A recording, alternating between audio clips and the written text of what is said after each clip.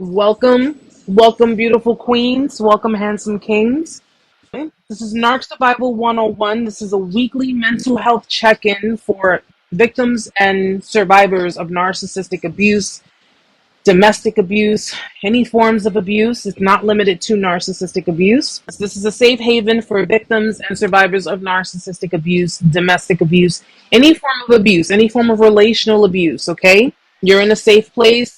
We don't pass judgment here. We try to help as many people as we possibly can. I do these weekly check-ins with everyone. I do lives every week, either Tuesday or Wednesday, to, just to reach out to everyone, check in with you guys. If you guys have questions, answer questions, give some good information that you may need. I think I just spit.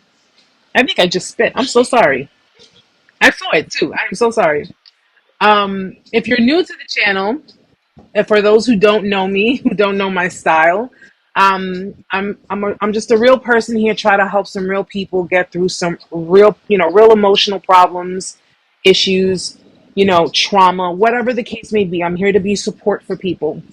All right. So with that being said, I'm going to start with the intro. Welcome to Narc Survival 101. It's your girl, Erica here to support you, here to help you, here to do whatever I can do to help you get through the motions.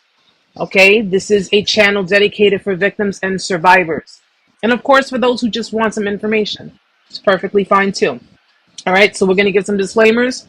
First disclaimer, I'm not a medical professional. Okay, I'm not a medical professional, at least not yet. I do study psychology, I study behavioral disorders, I study personality disorders, and I try to relay the information to the best of my ability to everyone else. And of course, I add my own style to it because I have no filter. Sorry, not sorry. I have no filter. I give it to you straight. I give it to you like it is. So if you have questions, please understand that my responses are always done with love. So if you are seeking medical professional help, please continue to do so. Please continue to go to therapists. Do what you got to do, guys, because I know it's hard. Okay, I know it's hard. And I'm going to try my best to help you get through it whatever way I can. Number two, I don't do bullying. Okay, I don't do clout chasers. I don't do any of that. So with that being said, you can look to insult me if you want to. You can come at me any way you want to. My confidence is bulletproof. Yes, it is very bulletproof. And trust and believe, if I catch you before my moderators do, I will send you home holding yourself. You really don't want to do that. You really, really don't want to do that. And of course, anyone else in this chat room, anyone who's coming in looking to bully, looking to start anything with anyone, don't do it. Just don't do it. Okay? And number three, guys, please throw up those purple hearts for the awareness, narcissistic abuse awareness, domestic abuse awareness, whether you're a man, whether you're a woman, throw up those purple hearts just to show that you are in support of education. You're in support of just being supportive for those who are struggling to get through the motions and who just feel voiceless. Guys, you guys are giving voices to the voiceless, telling your stories, educating people. That's giving them voices because it's helping a lot of other people. Thank you so much, guys. Thank you so very much. I'm making this live about you guys, all about you guys, okay? So if you guys have questions, I'm going to try my best to answer because these things go up very fast. Thank you so much for the gift, sweetheart. Thank you. If you're sending me gifts, guys, I thank you in advance because they go up so fast that I probably won't be able to catch your name, but thank you. Okay. Lips girl, I put him in jail. Am I safe? He threatened me. Well, under most circumstances, what I would say, you have to cover your tracks. So if you have an order of protection against the person, if you did put the person in jail, it's kind of, I can't say yes, I can't say no. The reason I can't do that is because I don't know the mental state of the person. Usually they're not very happy when put into custody. So the best thing I can tell you with regards to that is just make sure you follow up with the police with regards to your order of protection, and make sure you follow up with the status. Guys, if you have been a victim of domestic violence, if you have sent someone to jail, which you had every right to do so, if they put hands on you or if they threatened you or whatever the case may be, there is a website you can go to track if the person, and it's nationwide, okay? It's nationwide. It's called BindLink, okay? It's a victims, I forgot, it's an acronym, but it's called BindLink. I use it all the time too, okay? VINE Link. If you have someone who's in custody who may have either threatened, assaulted you, or whatever the case may be, you can always track the status of their custody status. You can track if they're still in custody. You can track if they have been released. If you did put someone into custody, it is the district attorney's job to notify you if that person is released. Okay, so you do have ways of tracking the person or the persons that are in custody. But yeah, honey, just make sure you just follow up with the district attorney, follow up with the courts, make sure the order of protection is in place. If you need to change your locks, try to make yourself as scarce as possible, meaning that you don't have to be outside, don't go outside. I know it sounds kind of, you know, confining, but you have to be safe on your end, because nowadays people, you just don't know where their mind is. You don't know what they're capable of doing. And it's always best to just be safe rather than be sorry. Yes, Tammy says they usually have a victim's advocate in the district attorney's office. So depending on where you're from, if they have that, also speak with the advocates, stay in contact with support groups, and always just always make sure you have that paper trail, because, listen, if something happens in the future, if they reach out to you, if they violate the order of protection, or for whatever reason, you have something to, let them know, listen, I'm trying to protect myself. And for those who are going through it, if you're scared, you know, I often tell people, if you're really, really, truly scared, if you don't know if this person's going to come back for you, you may have to look into going into it's domestic violence shelters. They have a lot of different resources for domestic violence. On my website also, narcsurvival101.com, I have a list of all the resources, the National Domestic Violence Hotline. And if you need any more resources, let me know what state you're in. You can email me, narcsurvival101@gmail.com. Email me and I'll do my best to get you as many resources as I can, so you don't have to live like this. You don't have to live in fear.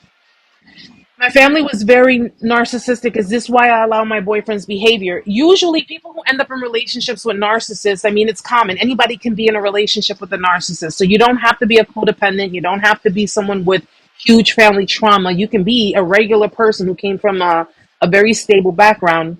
You can be someone like that and still attract a narcissist. So sustaining that relationship with the narcissist, however, is a different story.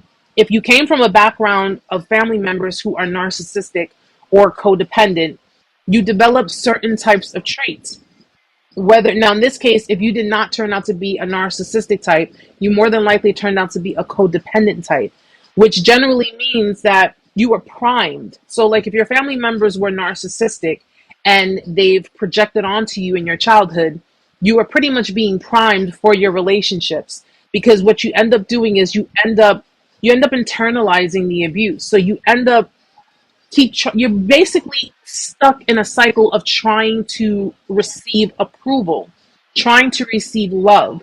Being as you're the empathetic person and they're not, they're the ones who are pretty much kind of putting that wedge between you and them. So as they continue to put the wedge, they continue to put the blockage, you continue to try harder, try to do better, just to gain their approval, just to gain their love. Narcissistic parents are transactional. When it comes to their kids, it's all transactional. You do for me, I do for you. Okay? If you feed my ego, I will show you love. I do this because that's their interpretation of it. So when you get into these relationships with people who are very similar to the people that you had in your life, in your family, you basically are getting like a form of deja vu. It's like deja vu for you. And you find yourself just kind of flowing back into that complacent state. You find yourself going back into that, I need their approval. I need their love.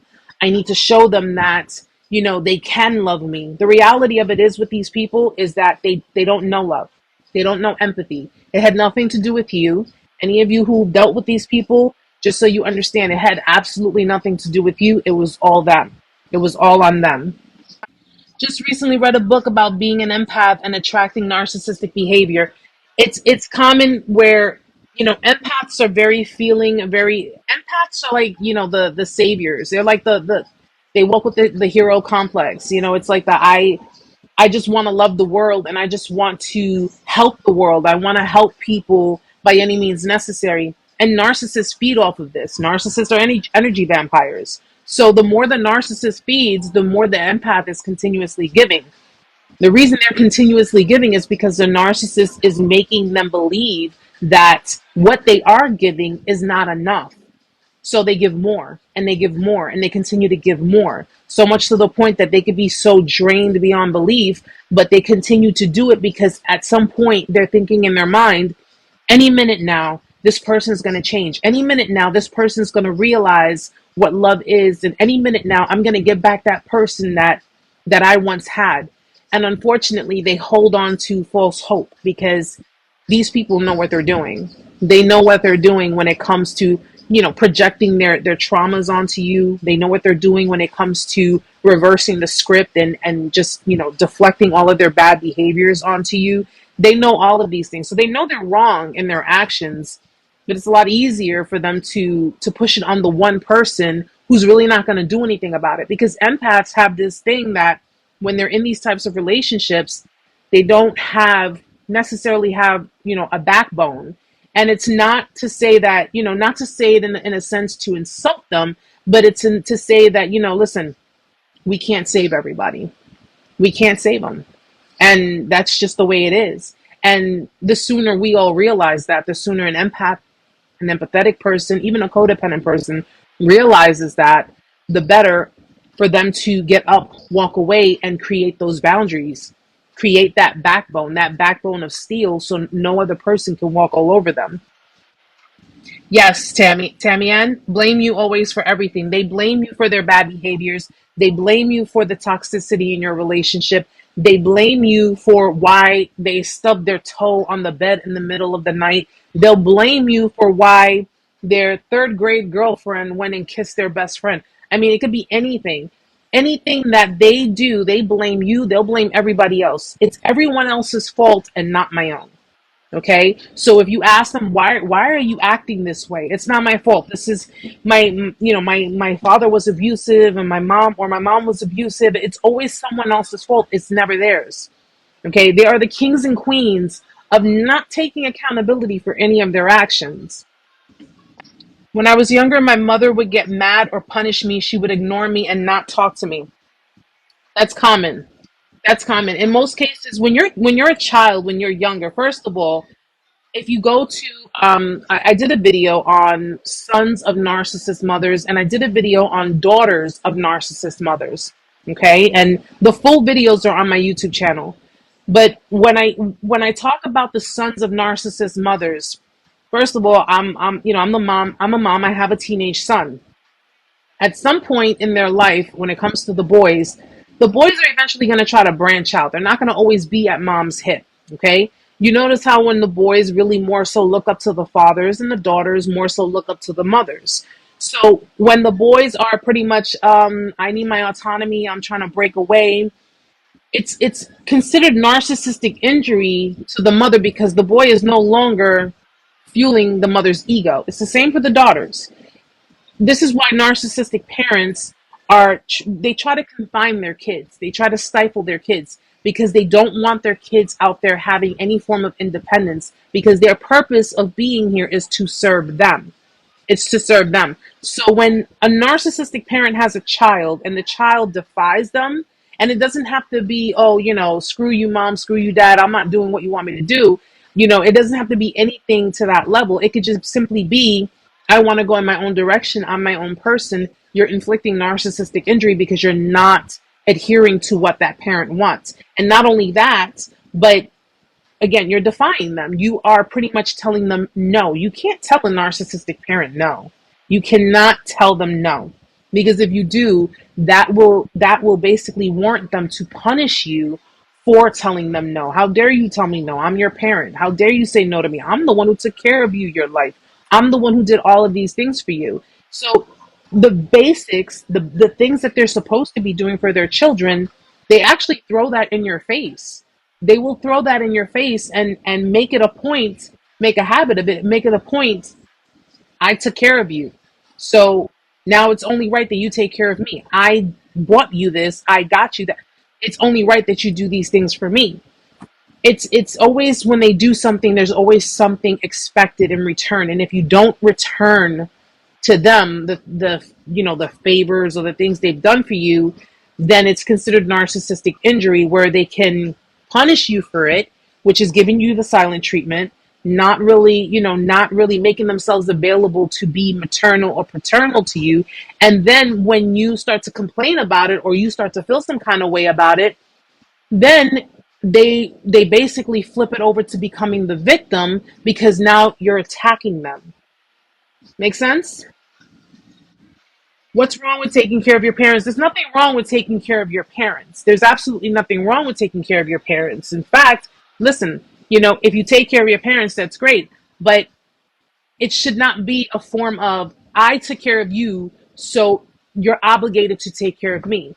What happens when you get married and you go out into the world and you have your family? Okay? You have your family, you have your wife, your kids, you have your responsibilities. There's absolutely nothing wrong with taking care of your parents, but there is a certain limit, and there are boundaries that parents need to respect as well. Okay? Narcissistic parents lack boundaries. So because they lack boundaries, they lack respect for their children.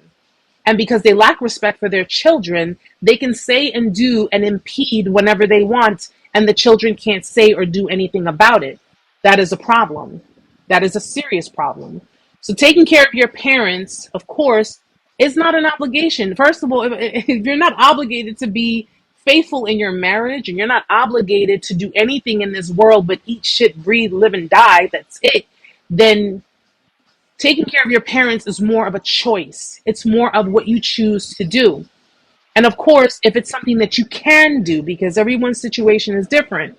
But when a parent is forcing you to take care of them, or making you feel guilty for not fulfilling those duties that they set forth for you to do to take care of them, that's a problem. That's a problem with the boundaries, and that's control. Exactly, Trina. By choice, not force. Boundaries are especially important. They are especially important. And narcissistic parents lack boundaries. So because they lack boundaries, they lack respect. They feel that I am your parent. I can disrespect you. I can say what I want. I can do what I want. And there's nothing you can say or do about it. And if you should decide to stand up for yourself and tell your narcissistic parents, this is where it stops. You're going to respect me, or I'm going to excommunicate myself with you. If they make you feel guilty, because see, you notice that they have bad behaviors, they do certain things, and then when you decide to say, nah, something, we're not playing this, I'm not doing this with you, I'm an adult, if you're not going to treat me with respect, my family with respect, then we don't need to come around. They flip it around. Everybody's abandoned me. Everyone's abandoned me. Everyone's attacking me. They're attacking me. Why are they attacking you? You understand that you're not attacking them. You're simply setting boundaries, and you're simply telling them how it is. But these are the kinds of parents that feel that, something, I'm your parent, I own you. These are the parents who own their children. They look at their children as property. They don't look at their children as children. They don't look at them as, oh, you're getting married, you're flying out of the nest, you're moving on with your life, and you're living a happy life with your spouse and your children. No, they look at it as, I come first. I come first before you come. I am first in your life. And that's it.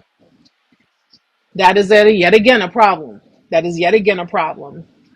Narcissistic abuse, it's derivative of narcissism, which, is a very distorted way of thinking. And parents, your spouses, your exes, your ex-girlfriends, boyfriends, husbands, wives, what have you, if these people demonstrate these types of behaviors, chances are it's because they were raised by people just like this. So it all stems from somewhere, and usually it stems from their childhood. It stems from the people who were their caregivers. And because these caregivers were very negligent, they were very negligent with them, these people that you were once married to, that you were once in a relationship with, once friends with, these people pretty much decided that they're going to create this hard shell because, okay, you're not giving me attention. You're not, you're not supplying me the necessities that I need as a child. I'm going to have to fend for myself.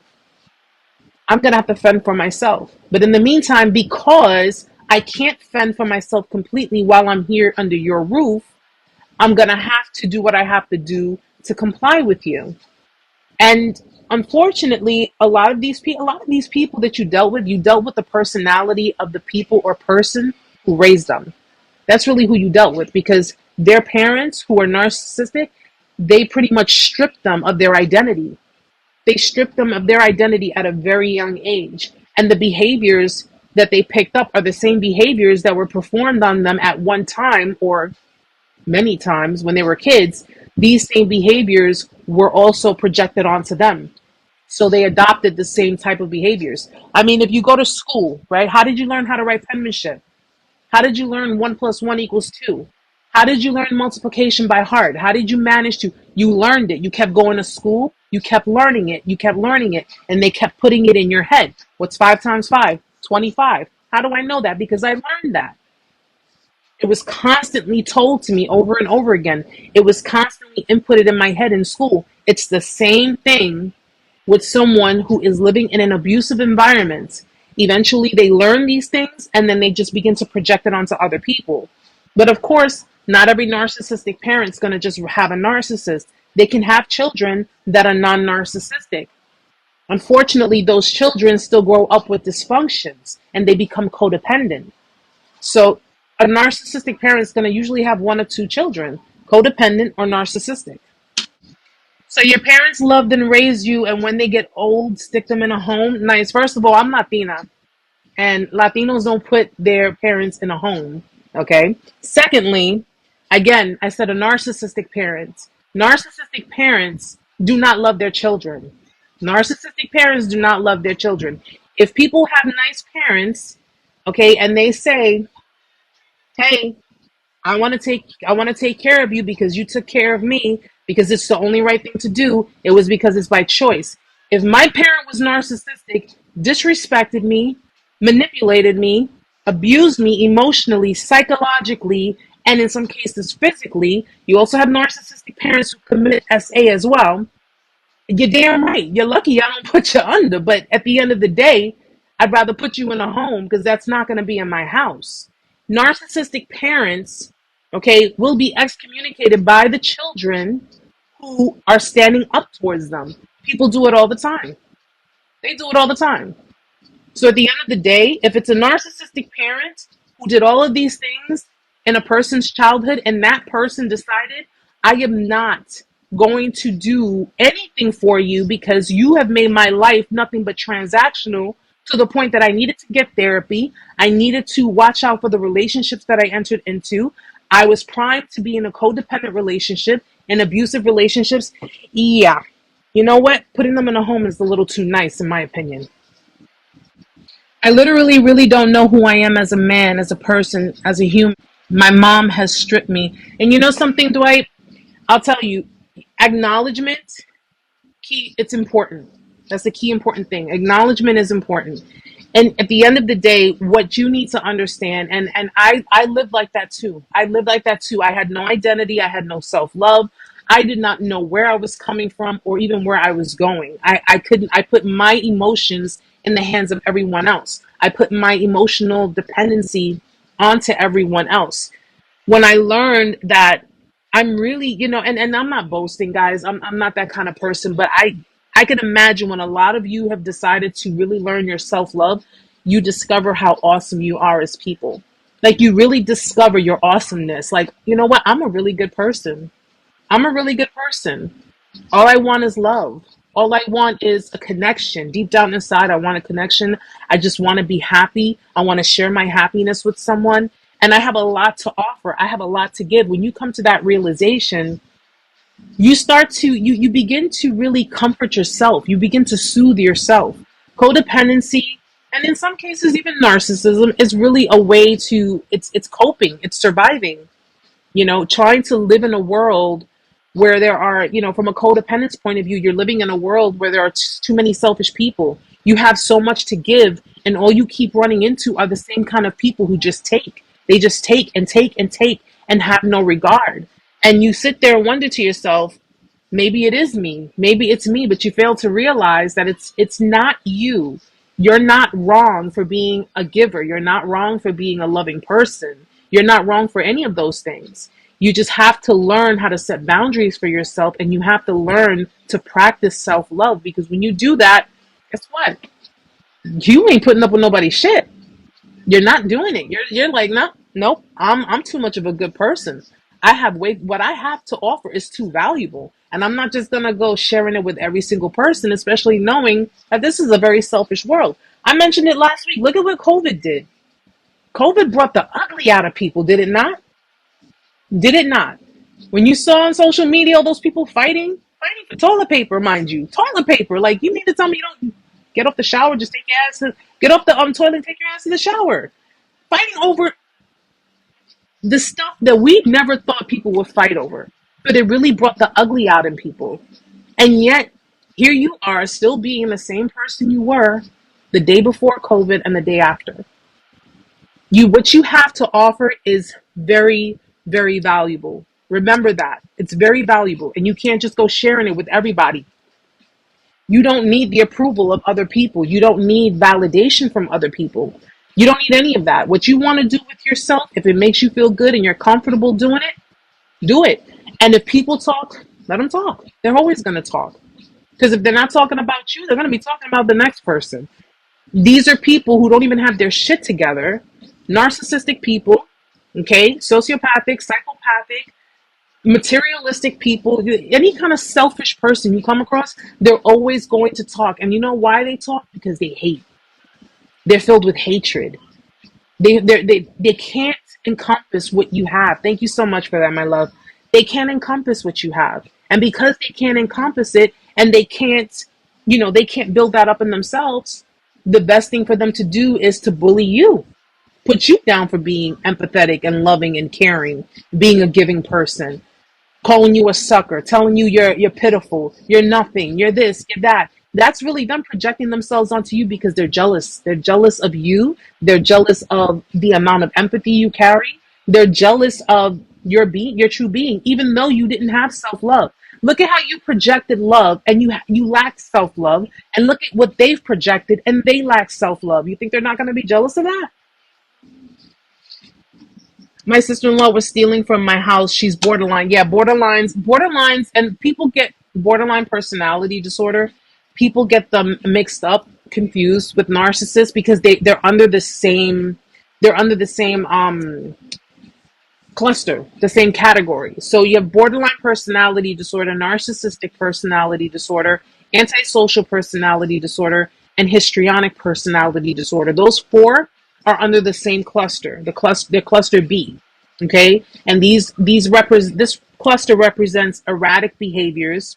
Okay, very overly emotional. Like they can go from 0 to 100 in like 2.5 seconds, and you wouldn't even know what hit you. You would not know what hit you. Okay, but they're more the types that can be, they can be very emotionally damaging, physically damaging. Borderlines definitely, because borderlines they get very violent mood swings, extremely violent mood swings. But they're very similar in their behaviors. So if you're dealing with someone who's borderline, it may resemble narcissism, and vice versa. It could be, it's either or. Oh, Capo, I'm glad. I'm glad. Listen, God nudges us. He nudges us in the directions we need to go. Why don't narcs borderline people get help if they're so jealous of good qualities?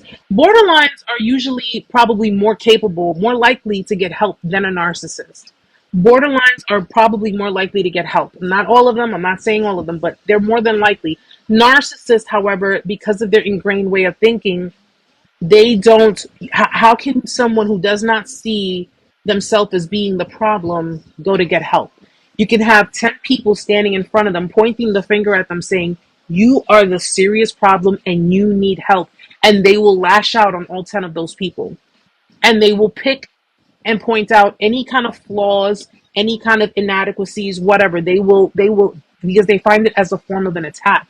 They feel like you're attacking them when you point out their flaws. And with a narcissist, you can't touch the ego, man. You can't do it, because as big as it is, you inflict narcissistic injury, they can become very vindictive. They can become potentially dangerous. That's how bad it is. That's how bad it is for them. So that's why they say the best thing to do is, if you know someone who you were in a relationship with that is severely narcissistic, or a narcissist, it's best to just walk away. It's best to walk away because you just don't know how they would react. You don't know what lengths they will, especially if you have those really malignant narcissists that they're just, sociopathic. They don't care about life. They have no kind of concern for life whatsoever. So if you were to insult them, if you were to give them injury, they can inflict narcissistic rage. They can go into a rage mode and they can do something crazy. They can do something really dangerous. It's usually best to just walk away. Walk away from the situation. If the time comes that they decide to get help, they're doing it on their own. They have, come to some form of a realization. But if that's not the case, at least you did yourself a service of getting away from them. Females throw out the word narcissist when someone disagrees with them. It's not so, but listen, maybe the females you've come across have done that. There are a lot of females who do that, and as someone who has been studying personality disorders for a few years, especially narcissism, I've come to learn that not everyone is a victim. I have to be careful with whom I am investing myself in, because people can come posed as a victim and actually be narcissistic. It's the level of behavior. More than likely, it's narcissistic. Anyone is capable of being narcissistic, okay? Because narcissists, make up about 3 or 4% of the world's population. Chances are more people are narcissistic in nature than they are an actual narcissist. But nonetheless, it's still one is derivative of the other. So at the end of the day, we still have to be careful, and we still have to learn about these things, because whether they're a narcissist or not, the behaviors, the red flags, the patterns, they're there. So I often tell people, the information that a lot of us that put up content, we're getting general information. We're not diagnosing anyone. We're not saying that the person is a narcissist. An actual therapist has to diagnose them. But again, it's really more so about studying the patterns. I tell people, don't focus on the term narcissist.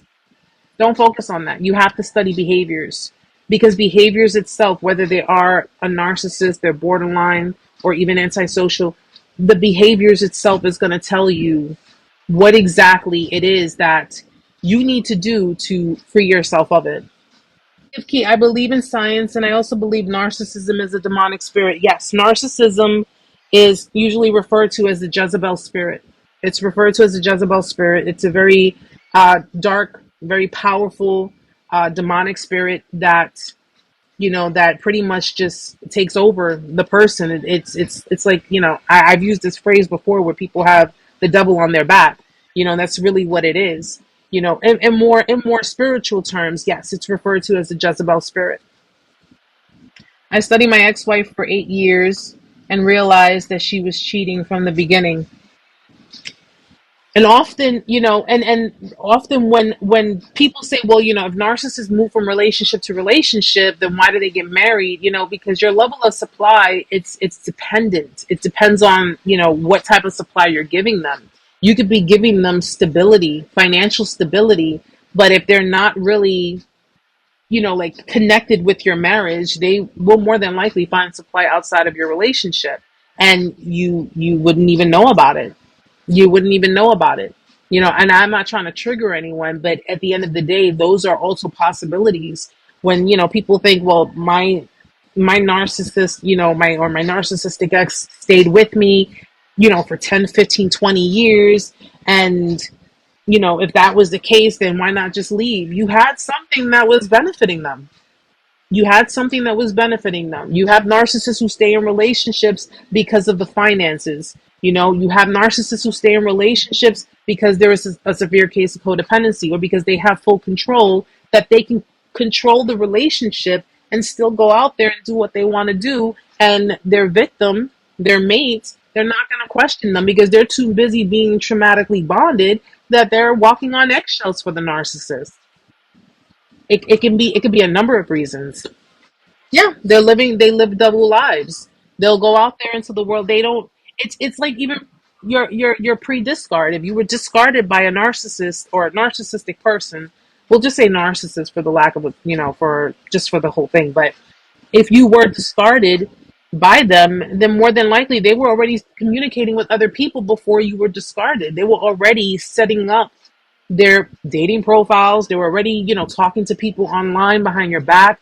They were already maybe meeting up with other people. They were finding your replacement. So if you got discarded in December, more than likely they started, looking for your replacement back in August, September. They were trying to find someone who may be a perfect fit for them, because either, they got bored of the relationship, they got bored of you.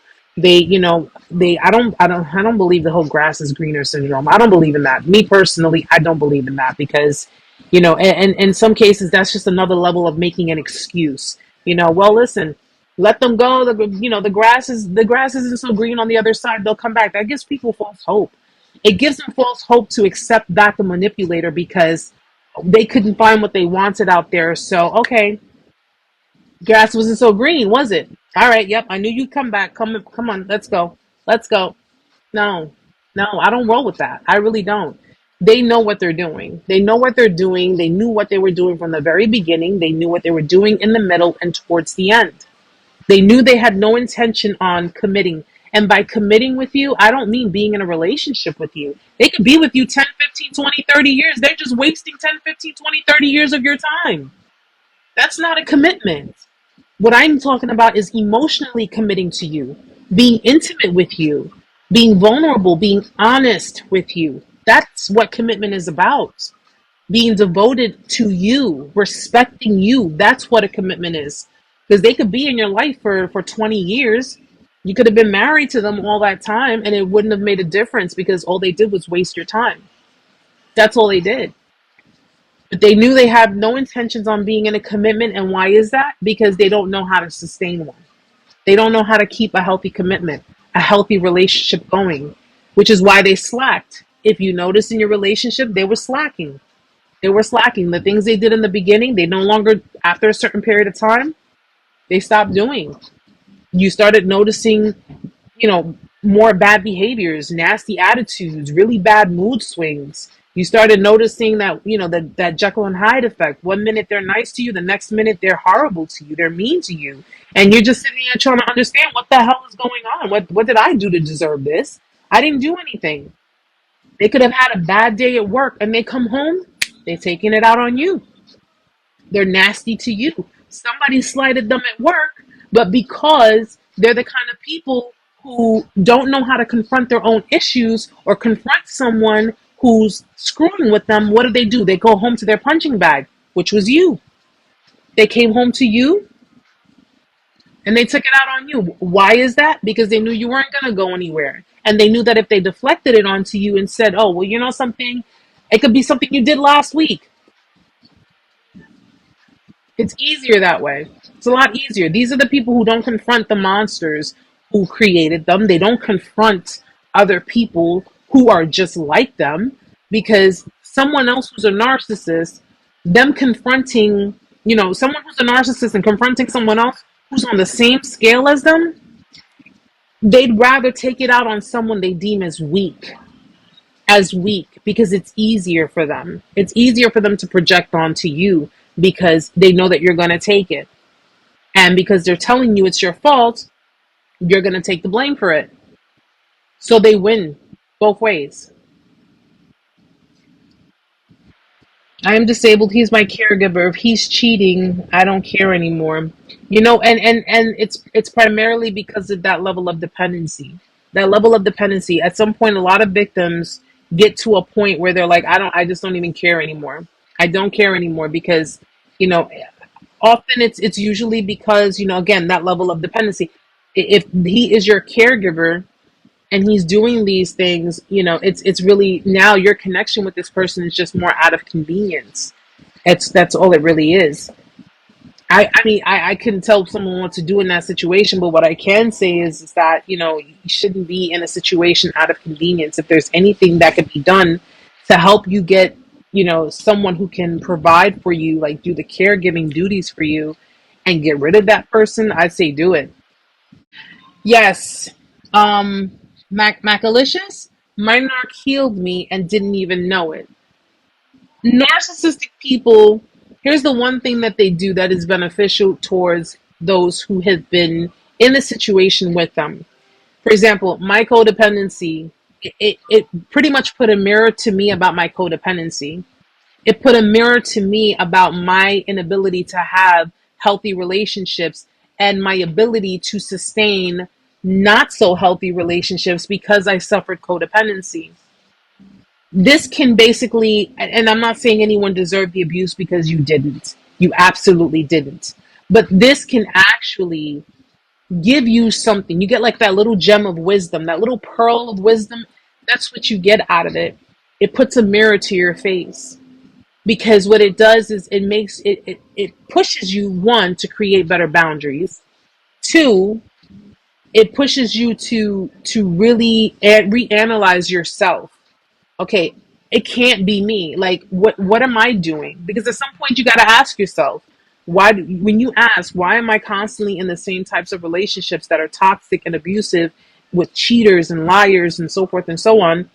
You got to stop for a second and ask yourself, what the hell kind of trauma do I have that I continuously stay in these types of relationships? That is taking accountability. That's what taking accountability is. Okay? Looking at the situation, seeing it for what it is, and asking yourself, what am I doing that I am, and it goes and it shows you lack self-love, you lack self-respect, you have codependency issues, maybe abandonment issues, you have rejection issues. It brings all of this stuff up to you. And it actually nudges you, if not nudges, well, it pushed me. It pushed me so far off the damn cliff, I thought I was going to die from it. But it pushed me to go to therapy. It pushed me to get the help that I needed. And what's funny is that when you come and you acknowledge and you learn so much and you become so in tune with it, these mofos, they come across you. They'll already tell by your stance, the way you stand, the energy you throw off, your demeanor, your self-respect. They're not gonna want to mess with you because they know that they will be subject to very severe injury and they won't risk that. They will not risk it. Issues. It's all about healing.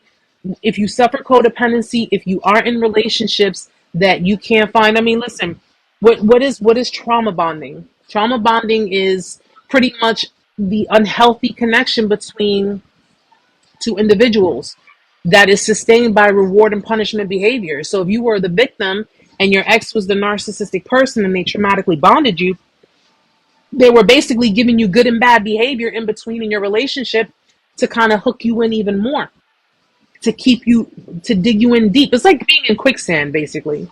You were standing in quicksand and you were slowly, slowly, slowly just falling in, right? And because you were traumatically bonded, let's discuss some of the things about your trauma bond, right? How do you know you're in a trauma bond? Well, one, you can clearly see the toxicity. You can clearly see it's not healthy for you. You can clearly see that everything is just completely apeshit crazy, but for some reason you can't let it go. You can't seem to let them go. You don't understand why. You know it's no good for you. Okay? You know it's not, but you just can't seem to let them go. And you're sitting there like, oh God, I need to leave. I need to leave. And you're telling yourself that I need to go. I can't stay in this anymore. It's no good for me. It's no good for, but you can't seem to let it go. How else do you know? You continuously give in your relationship and they're just taking. They're just taking. And when you give, it's because you're giving from the goodness of your heart, right?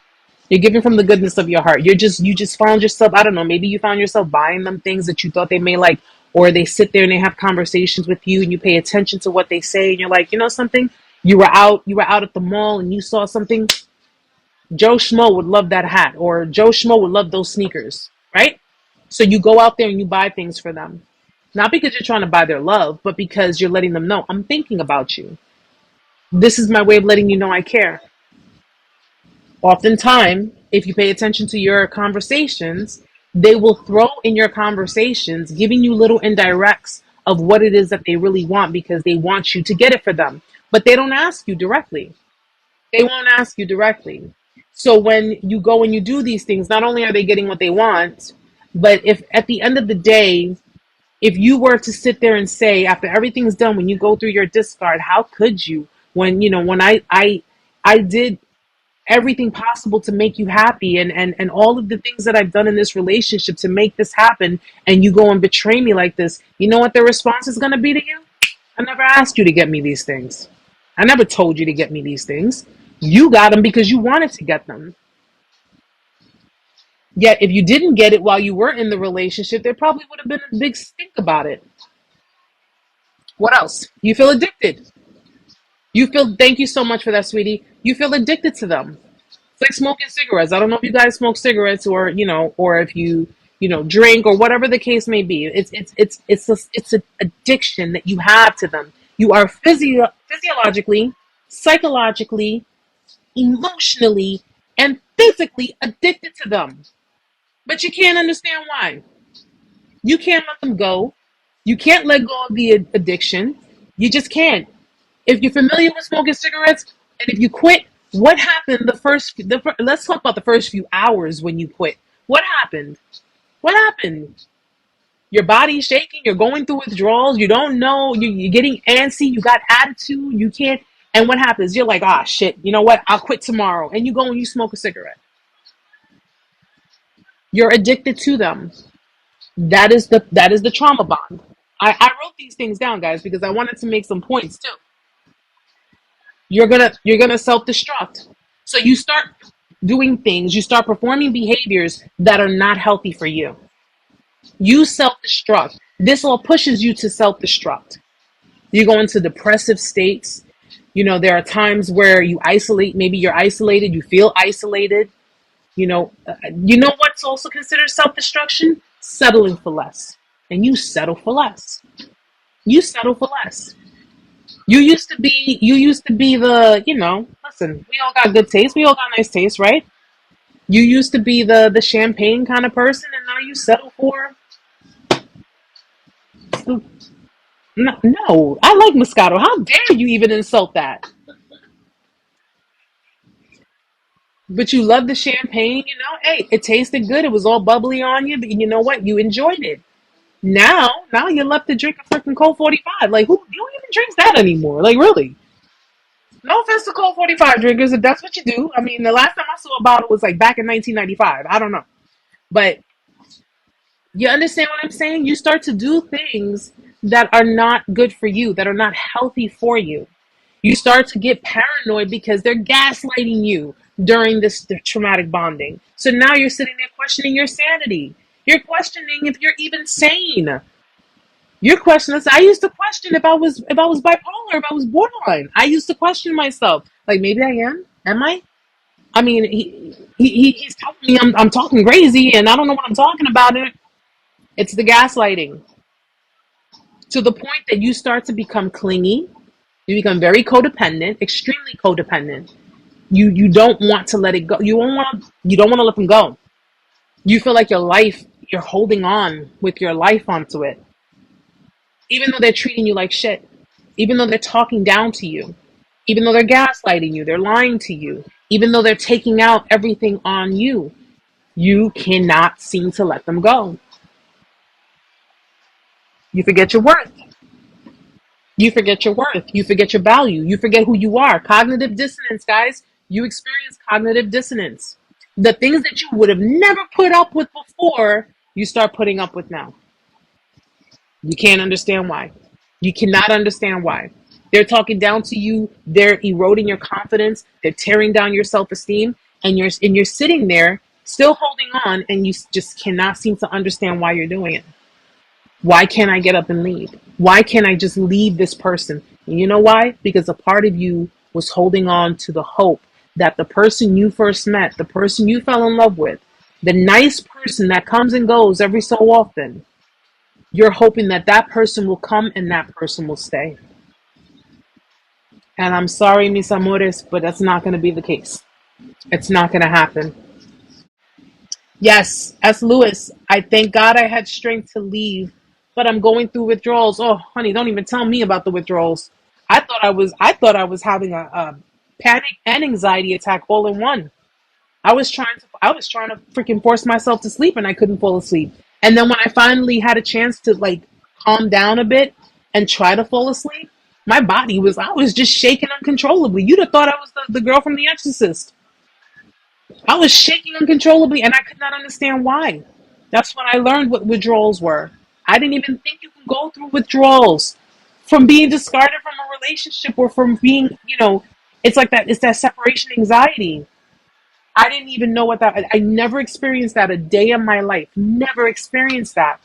When I experienced that, it scared the crap out of me. I didn't know what I was dealing with because your body is now, it's kind of like that, your heart is not coping with it, and your brain is so scrambled because you were so like, you were pretty much just, everything was a fog for you. So now it's like your body and your brain, because they're not on the same, your body's being reactive towards it. It's like coming off a drug. It's like coming off a drug. So for an addict, when they're coming off a drug, if they're going to rehab, they go through withdrawals. They go through, and of course with that it's a lot more painful, probably on a physical aspect. Their body is going through, so their body shakes uncontrollably. It's shaking uncontrollably. I never did a drug a day in my life. I mean, well, I don't consider marijuana a drug, but and I was younger, way younger, but I never did drugs, those types of drugs. I never did that a day in my life for me to have to go through that. And I'm like, why? And it wouldn't stop. One time it wouldn't stop for like a good almost 10 minutes. And my body was just, and I'm sitting here like trying to calm myself down. I was trying to, and at that time I was smoking. I was a smoker. And I would go downstairs outside in the freezing cold, okay? And just stand outside in my pajamas and smoke a cigarette to try to calm down. Who has time to do that with their life? Who has time to do that with their life? Like, I have to be at work at 9 o'clock in the morning to work a 15-hour shift. I work 9 a.m. till midnight, and I could not find myself to fall asleep until about 3:30 in the morning. 3:30 in the morning, and then when I would fall asleep or eventually calm down enough to fall asleep, my body's shaking uncontrollably. You'd have thought I was sleeping on top of a washing machine. And I'm like, I didn't get to bed till damn near 5 o'clock in the morning, and I had to be up in a couple of hours. And don't even tell me about the weight loss, guys, because I'll tell you right now, man. I had just bought new clothes around that time. I had bought new clothes, and because of everything I was going through, all my clothes hung off of my body. I mean, I'm a little chunky monkey now because I love to eat now. I'm like, I ain't losing no sleep over nobody. But before I lost so much weight, all of my clothes just hung off of my body. Like even my bras didn't even fit me, guys. Okay, I literally lost like almost a bra size. That's how much weight I lost. That my bra, I went from a D cup to a C cup, and that was crazy. That was crazy because all I was doing, I was drinking coffee and smoking cigarettes. That's all I was doing. I couldn't even eat. It's amazing the kind of effect that this can have on people. D vibes, fluffy queen. Yes, I'm fluffy. I'm fluffy. I'm a little chunky monkey. I have some weight on me, guys. I do. But hey, shout out to all the big girls. Shout out to all the voluptuous, full-figured women. Okay, you still beautiful. We all beautiful. So at the end of the day, whether you a size 2 or you a size 20, you're beautiful regardless. Okay. No, like I said, no offense to skinny girls. Just me. I got a big head. So big head, broad shoulders. No, I can't do skinny. Wow, Gigi, I've lost close to 100 pounds. And that's stress. That's stress loss. You're losing weight by stress. You're not losing weight the healthy way. And what happens is that when you start to pick up your pieces and you start to gain all of that back, but you gain even more back because you weren't working out. You weren't doing the things necessary, healthy for your body. It was the stress. My hair was falling out. My hair was falling out, guys. Like I was taking it out by the clumps. At one point, I thought somebody was doing some juju on me. I'm telling you, I wouldn't be surprised with all the stuff that I do, guys. I would not be surprised if somebody got a little voodoo doll sitting somewhere under their bed. I'm just saying. So I beat them to it. Now they can't get me to have my hair fall out because I shave it. So, sucks to be you. Do you think they're born this way or it's their environment? Farm girl, it's more their environment. I mean, there are other health factors, mental health factors that are genetics that play a role that may heighten the narcissism, that can heighten the behaviors, but the majority of the time it's their environment. It's their environment because you know when a baby is born, you give that baby love, you give that baby nurturing. It's like nature versus nurture. In nature, they have to live in survival mode. They have to live in survival mode. The animals, they take care of their babies, but they're priming them for survival out there in the wilderness. You know, if you have parents that are loving, caring, and nurturing towards and discipline their children in the right way. I mean, come on, what's the chances of them being a narcissist? Really? Healthy environment, secure background, unconditional love, empathy, sympathy, teaching them right from wrong, teaching them to respect other people, teaching them that, being selfish is not the way to go. What's the chance of them turning into a narcissist? It's a lot to do with environment. It really is. Feel for the other woman now on what she will face. And it's because people often tell me, well, why is my ex looks happy. They look happy. They look happy with the other person. They're sitting there, posting pictures, and they just seem so happy, and it doesn't, and they even say it doesn't even seem like they're going to get their karma and so forth and so on. Something that other person is going to pretty much go through what you went through. Yeah, and listen, I'd feel the same way for the next person. I would. And some people try. Some people try to warn the future partners. They try to warn them, but because that ex, see, this is why I say it doesn't pay to try to say anything, because 9 out of 10 times while that ex was priming the new supply, they were filling that new supply's head up with lies about you. So when the time came that the discard came and they've locked in the new supply, that new supply already knows what you did to them, and they'll more than likely side with the narcissistic person. I've been in that position. I've been in that position where I was like, oh, you know what, you're just jealous, you're hating, and it's because that person. This wasn't my recent ex, by the way, but because that person was filling in my head. Don't Can't you see that person doesn't want to see me happy? They don't want to see me with you. That's why this and that. And I played the fool too. I was the idiot too. I sat there like, oh, you know what? You're just freaking jealous. I had freaking verbal wars with that person, and we were going back and forth. Well, it turns out that that person was not lying. However, that person was also in a trauma bond with the same person. So she was fighting with me because she really wanted him back. So even though she was telling the truth about the things that he does, and she was giving half truths, it was more so an effort to get that person back. People who are stuck in trauma bonds may resort to desperate measures when it comes to a narcissist too. So if you have a codependent person who's in a trauma bond with that person, and that person discarded that person for the new supply, that person may try to break that up because they want that person back in their life. That's a possibility too.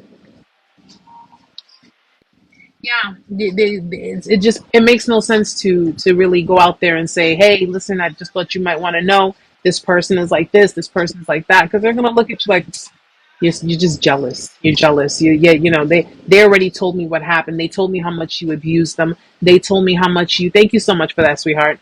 They told me how much you cheated on them, and you did this and you did that, and at the end of the day, you just don't know truth from a lie. So the best thing to do is just say, something. I ain't got nothing to do with this. I have nothing to do with this. Because you never know. They might come across someone who may actually not be as nice about their nasty behaviors and may actually do something. Not that I'm wishing bad on anybody because I don't. But they may come across the wrong person. And if they do, that wrong person just might do something to them. What is a trauma bond and how do you know that you're in one? Well, again, a trauma bond is pretty much a very toxic cord. It's like a very toxic cord between you and a manipulative person, a very toxic person. Okay. And it's basically held between the two of you with, again, reward and punishment behavior. So one minute, they're basically conforming you. They are molding you to adhere to their rules, their regulations, the relationship they want. So what they do is they go back and forth with their moods, with their behaviors.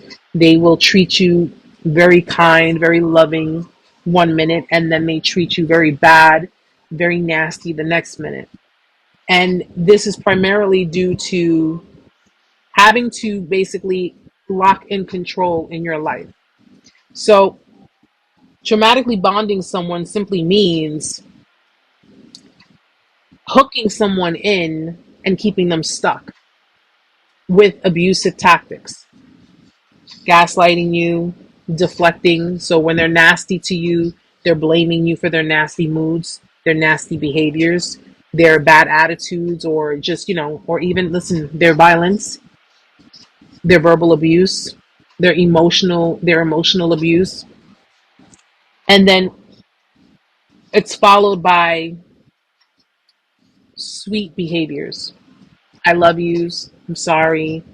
I was just mad. It won't happen again. I'm sorry. Let's just put that in the past and just, let's just move on from this point.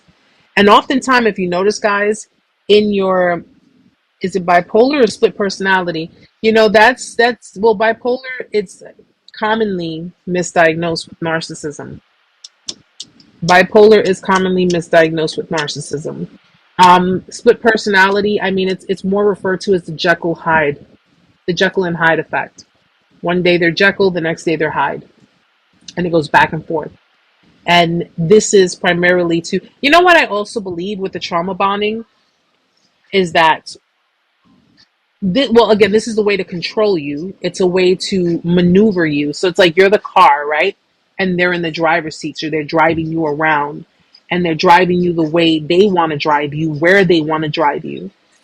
But this is so you will comply with them. You will comply with their wants. You will comply with their demands. You will pretty much submit yourself to them. Whether you're a man or a woman, you can be a man or a woman, guys. So you will submit to them.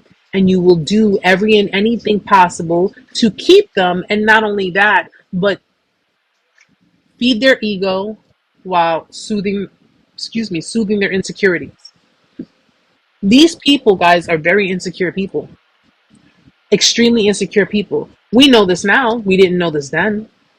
We didn't know that their insecurities were what was yelling at us. We didn't know that their insecurities were what was trying to keep us in one spot. I've had situations where, because I look a certain way, and if I was in a relationship with the individual, if they have male friends, or if they even saw me talking to someone who was of the opposite sex, the minute they saw that, they instantly got jealous. I could have been standing there talking to them, and they're like, "Hey, Erica, do you have the time?" And I'm telling them the time, and they run to my side instantly, filled with jealousy, filled with rage. That's the insecurity. The jealousy, some people misconstrue it as, the person just loves me. They don't want to lose me, so they get jealous. No. Because jealousy can become very dangerous. Okay? It's that deep inner insecurity, that fear of abandonment. Narcissists fear abandonment. They push you away. They will push you away if they are either A, discarding you. Clearly, they push you away. Or B, when they're trying to punish you, they'll give you the silent treatment. They'll stonewall you. If you're and they'll do it simultaneously. So they'll give you the silent treatment when you're like, hello, I'm trying to talk to you, what's going on? They'll stonewall you. I don't need to tell you. I don't need to speak with you about anything. I'll speak with you when I want to speak with you, and that's it. They won't give you any clarity to anything. They won't tell you anything. And while you're doing this, you're pushing, you're poking, you're prodding. It sounds so freaking contradictory, but it's the truth. You are feeding their ego, but you're also, for lack of a better word, annoying them. It's crazy. But then again, these are people who are contradicting. They contradict themselves. And if you don't, as much as they push you away, guys, they push you and they push you. You go ahead and you do it. You try to find out what's going on. You keep tugging, you keep pulling, you keep poking, you keep prodding. They get mad, they lash out on you, they give you narcissistic rage, they do whatever.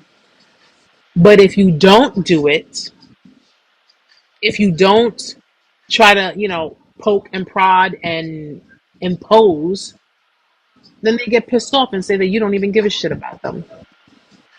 Doesn't that sound crazy? You don't give a damn about me. You don't care about me. You don't care about my feelings. You don't care about us. They'll throw the tantrums. They'll do all of that. They'll do all of that. You don't win either way with these types of people. You will not win. You will never win with them. Never. And if you are one who's exactly Gigi, stop engaging. Because it's just, you're banging your head against the wall. You're banging your head against the wall, guys. A brick wall. Yeah, they'll start fights with you, primarily depending on what their agenda is. It depends on what their agenda is. If they're trying to get out the house, because you're going to ask so many questions and they don't want to have to answer you or tell you of their whereabouts, where they're going, or who they're going to be around. They may just start a fight with you. They may just, spark an argument to the point either they play it off like, I screw this, I need to be by myself. They'll run out the house, or you throw them out. You say, get out, just get out of the house, because I've been there. Trust me, I've been there. Is the new supply better than me? I just don't get it. No, new supply is not better than you. The new supply is not better than you. The new supply doesn't know that person's true colors. That's why it's more interesting for them. The new supply may have something that the individual wants for the time being, but being as they get bored easily, they get bored very, very easily, that won't last long either. It's something new, it's something exciting. It's not, it's not this particular connection. These are the kind of people that feel that when a connection has run its course, which is why I say they'll never commit. They will not commit because they have a time limit. They have a time limit on how long they're going to stick around with you. They look at themselves and they say, I figure maybe 3 to 6 months. 3 to 6 months. But now if your supply within that 3 to 6 months was a little more than they had anticipated, they'll stay on a little bit longer. But once they get to a point that, they move towards someone else, it's simply because it's, the boredom of the entire thing. They can't take any more out of you. What more can they do? It's not exciting for them anymore. You know how masochistic that sounds? Them not being able to tear you down, them not being able to have any kind of any form of elation, like that feeling of how when people go bungee jumping and they feel like that adrenaline, and it's like, oh my gosh, if they don't feel that anymore, they go on to the next thing. Carrot and Stripe, can you talk more about this? Well, the spiritual aspect of narcs. I'm gonna do another video also about it with regards to the Jezebel spirit and narcissism.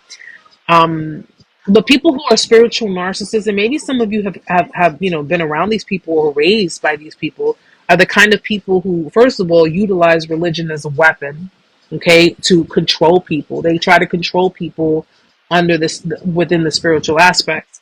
But if you guys go to church, or if you guys are believers in God, and it's pretty much about utilizing, it's like using God as a front to be able to try to control people.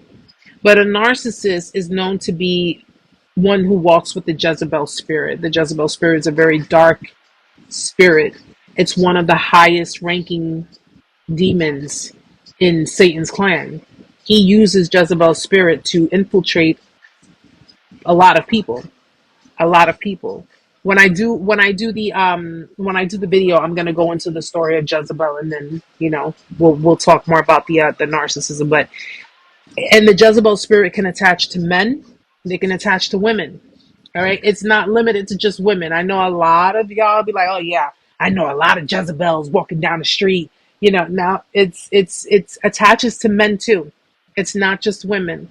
Okay, it does attach to men, and the reason, and it's more reason for it too, because no one would suspect a man having a Jezebel spirit.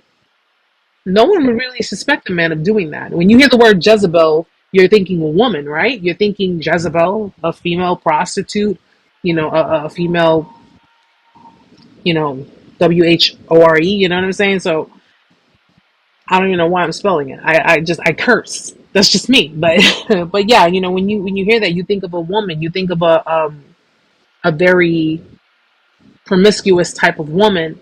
But no, it attaches to the men too. It definitely does. It is always a double standard with them. Yes, do as I say, not as I do.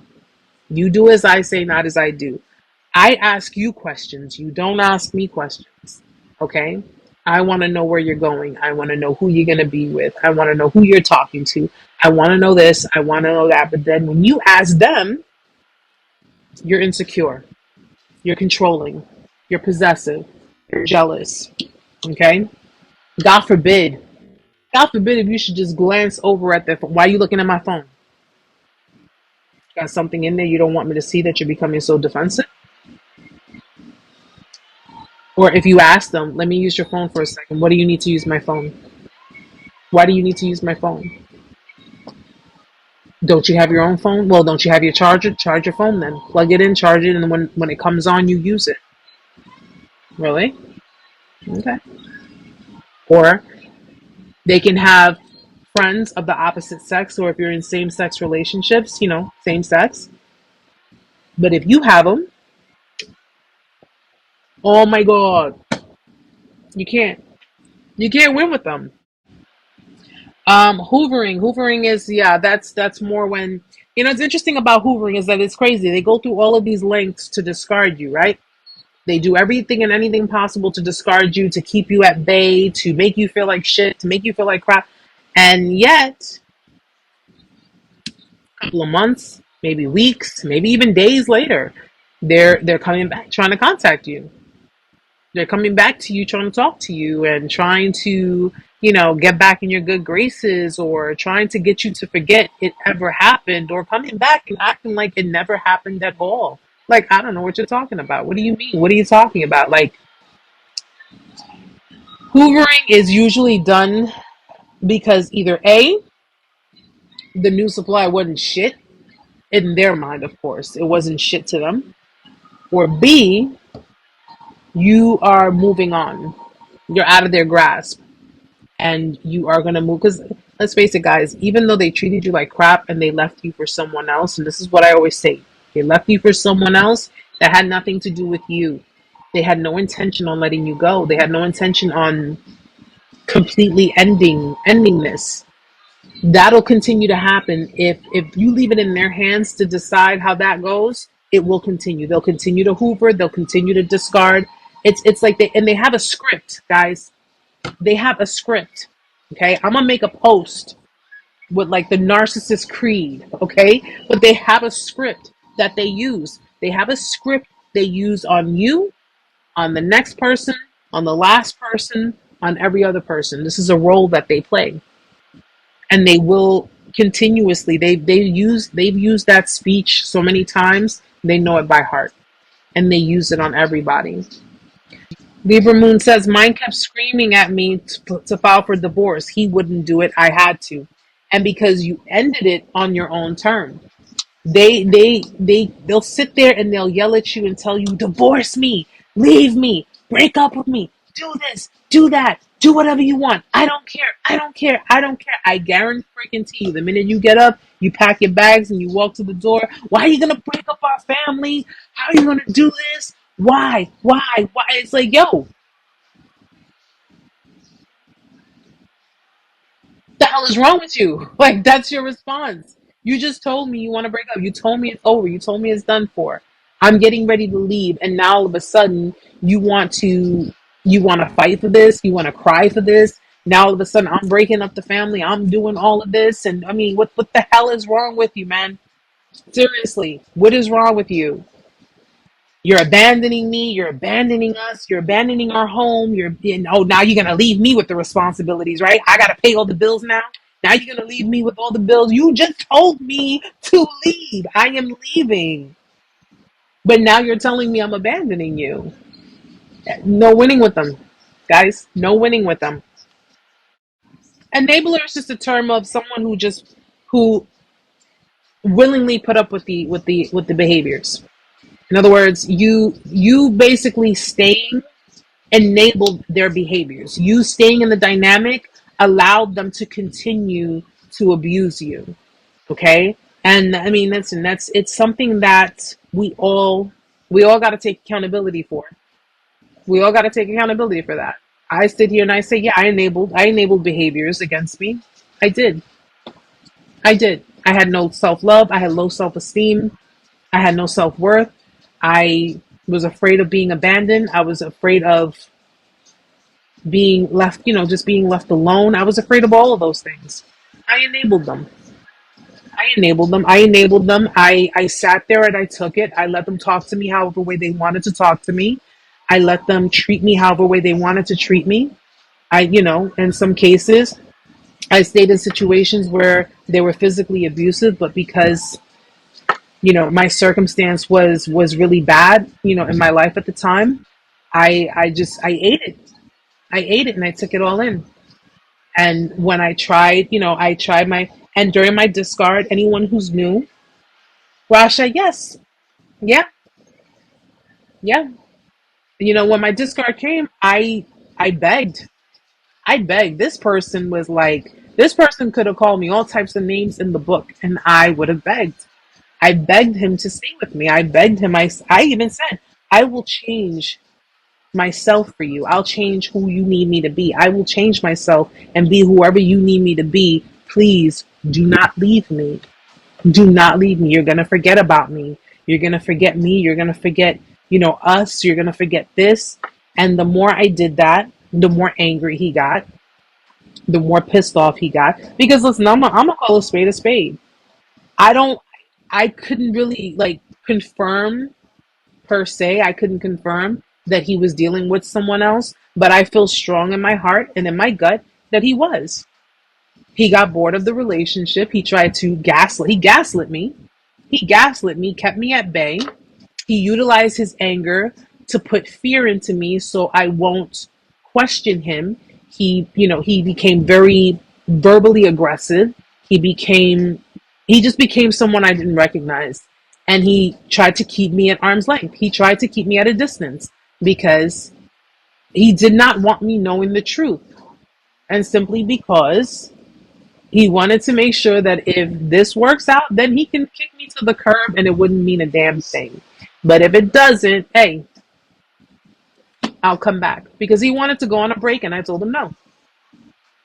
I don't do breaks. I don't do breaks. I don't do this back and forth bullshit. I may have been a codependent person. I may have been someone who was afraid of abandonment. I may have been all those things. But one thing I was not going to be is a willing freaking fool. I'm not going to sit here and have a man tell me we need to go on a break. And if I decide that I want to be with you, I'll call you and let you know. No, I don't work that way. That don't work with me. But I begged him. I begged him and I told him he was making a mistake. I told him that, I can't believe he was doing these things. And he was doing some real sneaky stuff. And it was just enough for me to walk away. It was hard. It was very hard. I'm not going to say it was easy because it wasn't. But the fact that he was sneaking behind my back, I'm willing to bet he was talking to other women. He had no problem adding them on social media, the same social media that he had an issue with me having. But these were the contradictions, the do as I say, not as I do. And it was a way to boost up his ego. He wanted to boost up his ego because deep down inside, he was very insecure. He was extremely insecure with himself, and he projected his insecurities onto me, which then really pushed, my self-worth way below because I ended up taking what I thought was self-love, what I thought was, some form of confidence, and I threw it aside because I was too busy trying to soothe his insecurities. I was trying to fix him. I was trying to, fix whatever other people damaged because according to him, his damaged and nasty behaviors, his bad behaviors was due to other people. He blamed everybody else, but he never took accountability for his own actions. And until this day, guys, 4 years and counting, never got not one apology. So I guess we can all, it's safe for me to say that. I mean, I'm not waiting for him because, quite frankly, I've, I've allowed God to take control of that. That's water under the bridge for me. And, besides the fact that I've crossed paths with him quite a few times since that whole thing happened, and not once did he ever say anything. So that lets me know that his pride and his ego won't let him do it. So I'm just pretty sure that people just sit in the background and watch me, and hey, that's fine by me. It means more views. It means, but so much so to the point that somebody made a fake page and started sharing my content with family members of this person. So I must be doing something right. Yeah, they'll never apologize. You'll forever be the wrong one. And something, I'm okay with being painted as the villain. I see it that way. Be okay with being painted as the villain because the people they're speaking with are either going to be the kind of people that can be easily manipulated or the kind of people that are just like them. And either way, their opinion, not your problem. Guys, apologize to you guys. They really won't apologize. And if they do apologize, it will be simply because they want something. There's always going to be an agenda. Especially, an apology is warranted right after it happens, immediately after it happens. And if they had just been honest with you and been completely transparent with you and just been, completely forthcoming with you and saying, listen, this is just what I want. This is the way it is, and not gaslit you, because at the end of the day, they would not have to apologize if they were transparent. They wouldn't have to apologize if they were very honest. And as much as they try to sit there pretending as if they were transparent, because they'll play that shit off too. They will play that shit off too. I'm being transparent. I'm being vulnerable with you. I'm being honest with you. No, you're full of shit. And you are trying to fill my head up with something. And though I can't prove it right now, you better hope to God that I don't have a chance to prove anything, because if I do, I'm letting you go. That's why they'll never be transparent or honest with you, because they know that once you find out the truth, you will walk away. You'll walk away. You don't have to see them, fornicating with someone else to say, I'm walking away from this relationship. It's the disrespect. It's the level of the abuse itself. I decided to walk away after I saw the narcissistic rage. I was like, nah. I don't know if you're familiar with narcissistic rage, guys, but that's a very scary thing to encounter with someone who suffers, NPD, BPD, ASPD, OPP, ABC. I don't give a fuck what personality disorder they suffer. Narcissistic rage is a very scary thing. And it was very scary for me. And it was so scary to the point that I said, do I want my son around this? Do I want my son to be involved in something like this? No. No. So I just decided to walk away. I decided that I'm not going to deal with it. And seeing the things that he was doing sneakily behind my back. And then on top of that, because I'm asking questions and I'm trying to figure out if this is truly over and he just goes into a fit of rage. Oh, no, no, no, no, no, no, no, no. I refuse to let anybody. You see in the papers all the time with these young women who got these boyfriends and they snap and they end up killing their kids. And I'll tell you right now, I don't even want to think about it. Because at the end of the day, I'll take a life before someone tries to take my child. That's not going to happen. So I just walked away. I said, you know something, you're not good for me. You're not good for my kid. And, they will often go back. Maybe they may revert to an ex, because if the new supply doesn't fulfill them and they don't have anything in their life, they'll go back to an ex too.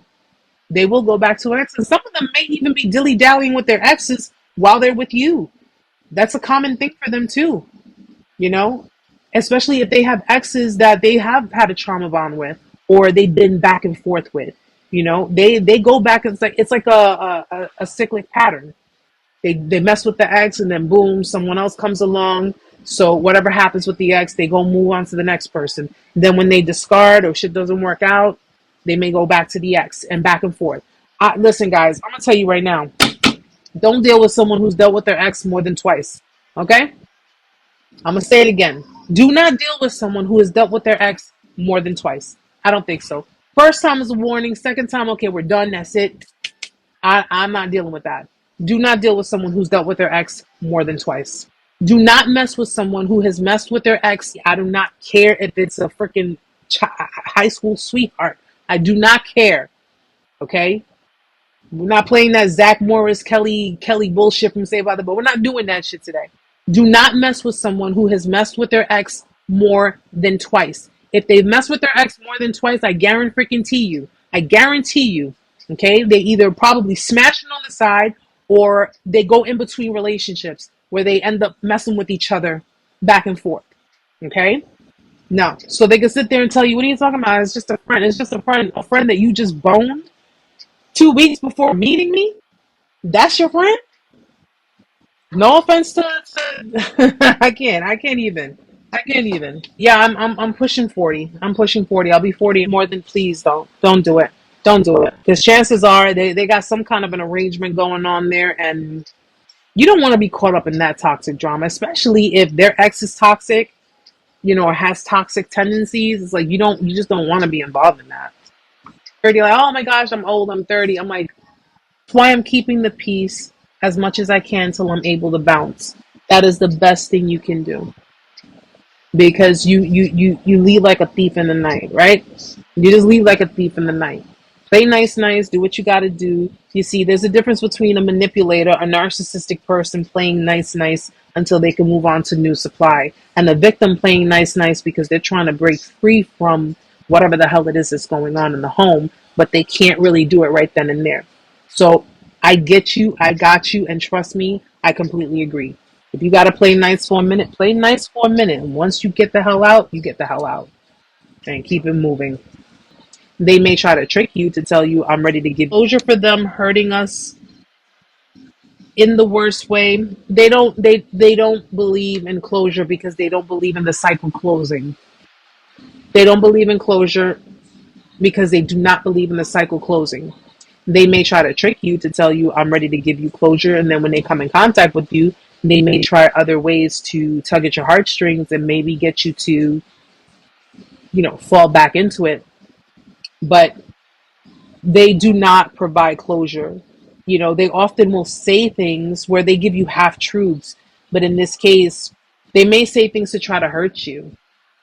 They may say things, well, not they may, they will. They will say things to try to hurt you. But closure for them means that it's completely over. And that's something that they won't give you. They will not give that to you. So the only way you can really properly leave a relationship like this is if you create your own closure. You have to create the closure. You have to be the one to do it. And it's hard. It's hard, guys. It's not easy putting closure to a situation that you thought you spend, your time in, and because you really love the person. You're not sitting there thinking about being manipulative towards them or being, betrayalsome or trying to hurt them, let alone, breaking things off with them. Shit, even when they were doing their nasty, crazy behaviors and their bad, their bad actions. What were you willing to do? You were willing to work on it. You were willing to try to work on it. You weren't even holding it against them like that. It was the trauma bond. You weren't even sitting there holding it against them. Maybe, look, maybe we should do this. Maybe we should do that. Let's communicate. You were trying to find resolutions. These people, they were just trying to just get fuel. That's it. Their insecurities just took over them, and it's like, okay, something I need. I need. And it's they know, and this is the crazy part about it, because if they decide, or if they think in their mind, you're going to leave me, I fear abandonment, you're going to leave me like everybody else leaves me, like everyone else left me. It's simply because they have shitty behaviors, and you're starting to bring it to their attention. Because you're starting to say, no, wait a minute, something isn't right. Something's not right. Something's going on. What is the matter with you? Why this? Why that? You're asking questions. You're basically demanding answers, because it's getting to a point that you're like, yo, I'm about to snap on you. So before I do that, let's talk about it. And because you're bringing it to their attention, they have that fear that you're going to abandon them. You're going to abandon me. You're going to leave me. And since you would be ending this on your terms and not on mine, I can't have that. They assume things. But you know what? At the end of the day, that discard ban, as brutal as it was, as hurtful as it was, it did you a very big favor. It really did you a very big favor, because they tend to think that, listen, words don't hurt. Words hurt. Words do. Well, they did for me. Words hurt. Making someone feel inadequate, making someone feel like shit after all they've done in your relationship was try to just love you the best way they could, and it was never enough. Walking around with an entitled attitude, looking at your partner who was doing everything, jumping through hoops to try to give you a love and a relationship that, that would bring you some form of peace. That wasn't enough. No, none of it's never enough, because they're voids. So you could try your best to fill up and fill up and fill up, and they're gonna still walk around being the miserable, the just most miserable people. It doesn't matter, guys. It doesn't matter how hard you tried. You're beautiful people. You have beautiful spirits. You have beautiful big hearts, and these are just the kind of people that are not equipped to sustain that kind of relationship. Not with just you, but with anyone. With anyone. And if they do end up in dynamics with people that it lasts a long period of time, you got to be the one standing on the outside looking into that and saying to yourself, I was once there, so I already know what is holding that relationship together. And it's not no damn love. Because it's not. It's not. Okay? So just keep that in mind, guys. Trust and believe. Keep it in mind that you are well worth being loved. You deserve love and happiness, and you're going to get it. You are going to get it. Okay? You just have to focus on healing yourself, because if you're not healed, you are going to be toxic for someone else who is either healed, or someone else who had nothing to do with the scars that you have from these people. Okay? So you have to do your healing first. I said it last week. I'm going to say it this week. All right? You are meant to be a blessing in someone's life. What would you rather be, a blessing or a lesson? A blessing or a lesson? You want to be a blessing in someone's life? Heal your trauma, heal your pain, let it go. It's easier said than done, I know, but let it go. And believe that, something? My self-worth, my self-love is all about me. And I'm going to be in a happy, fulfilling, loving relationship. Speak it into existence. Speak it into existence. God said, pray as if you already have it, and it shall be yours. Okay? Speak it into existence.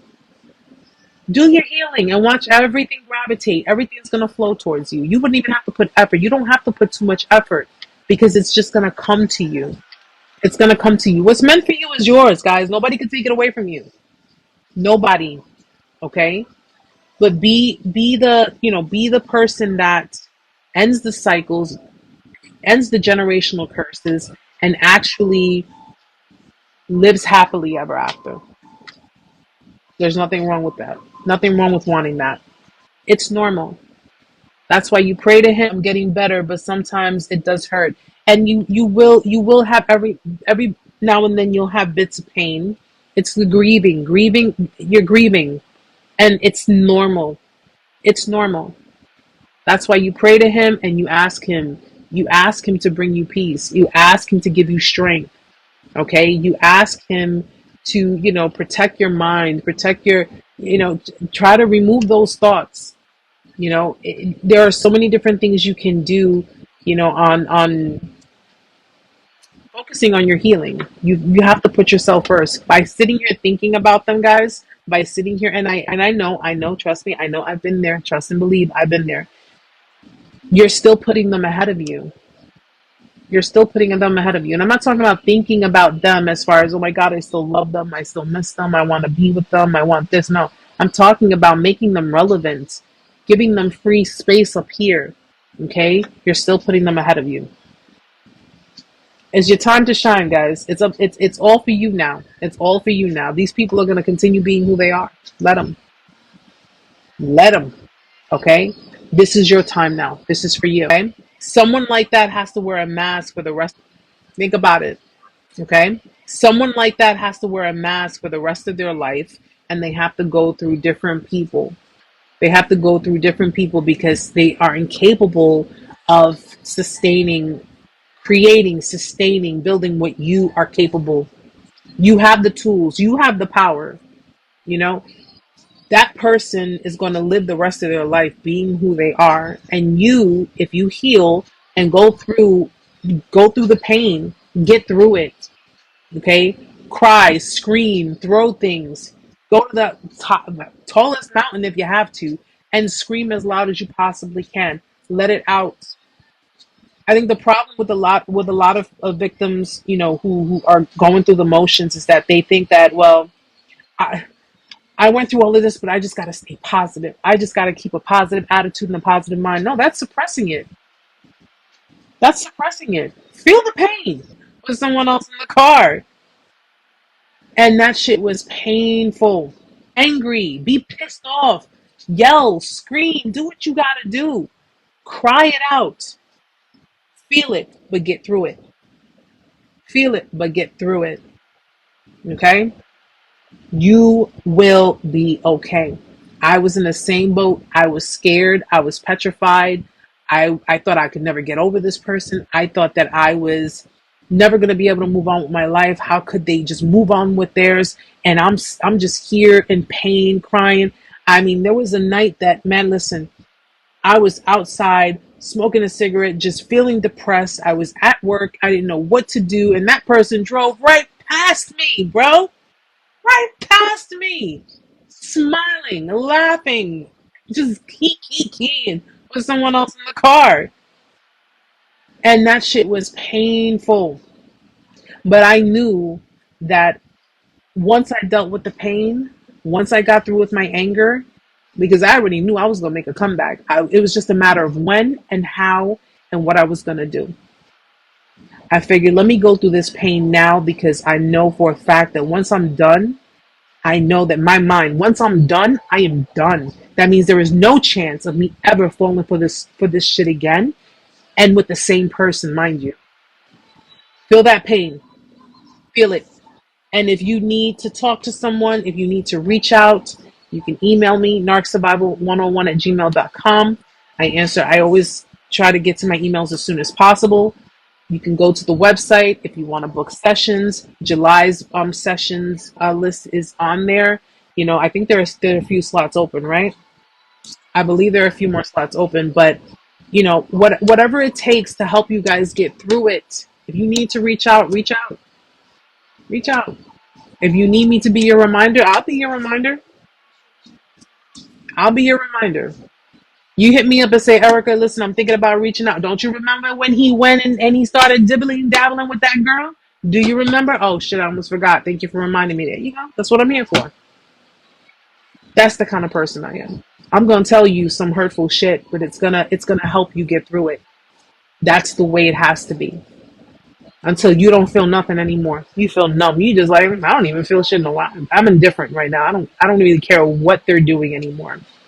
That's where I'm trying to get you guys. to the channel, who's new to the content, it's, if you want to look around, look around. I can. I know what it is to face it alone. It's painful. It's scary.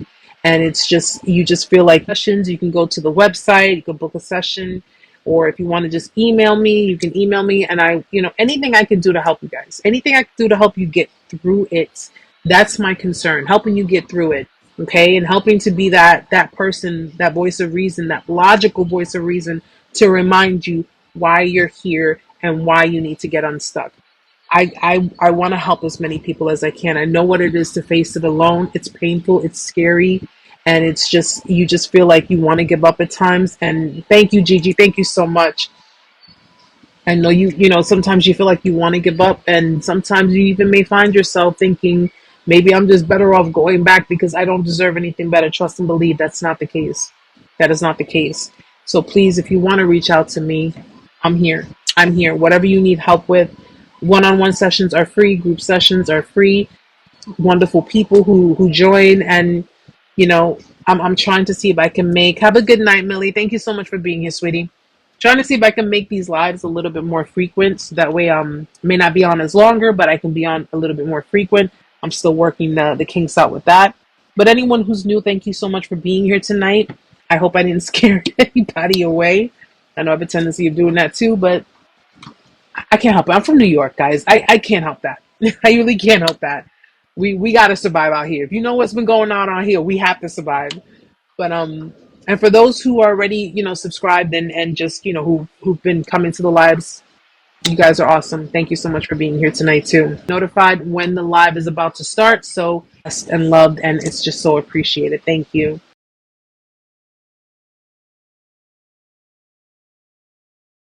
Purple hearts. Thank you so much for the awareness. Keep talking, keep speaking your stories, guys. Okay, be those voices that the people who struggle, who still struggle, and the people who didn't make it out.